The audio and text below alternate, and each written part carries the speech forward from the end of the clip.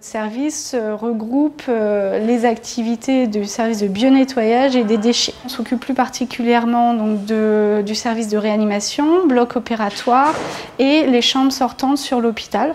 Les agents travaillent en binôme. Ils vont faire une prestation dans la globalité de la pièce. Ça demande beaucoup d'énergie aux agents de bio-nettoyage. Il faut quand même mobiliser le matelas. Ça demande quand même de la force. Il a fallu s'adapter autant aux demandes des services qu'à garantir la qualité de la prestation qu'on peut avoir sur le site. Avec la crise Covid, l'équipe qui intervenait devait faire un nettoyage beaucoup plus appuyé puisque là, en plus de ce qu'ils faisaient dans leur quotidien, on intègre la prestation de la désinfection de tous les murs de la pièce, les points de contact plusieurs fois par jour, plus les bouches d'aération notamment. Il fallait quand même l'équipement avec les EPI nécessaires, donc les équipements de protection, et il a fallu adapter aussi les demandes de la cadre et du service pour pouvoir répondre au mieux aux exigences d'hygiène. Habituellement, on élimine les déchets pour la plupart du temps dans les ordures ménagères.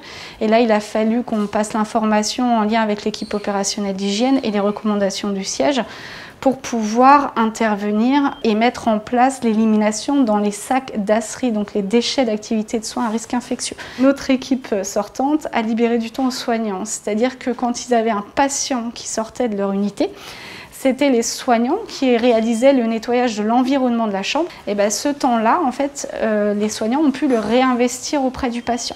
Les prestations qu'on peut effectuer sont des prestations de qualité qui répondent à des normes d'hygiène, à des protocoles. C'est souvent un métier de l'ombre. Il a été mis en lumière avec cette épidémie de Covid-19. On est un maillon essentiel de la chaîne du soin. Le bio-nettoyage à l'hôpital fait partie des soins. Et que sans une prestation de qualité, on ne peut pas non plus accueillir un patient dans des bonnes conditions.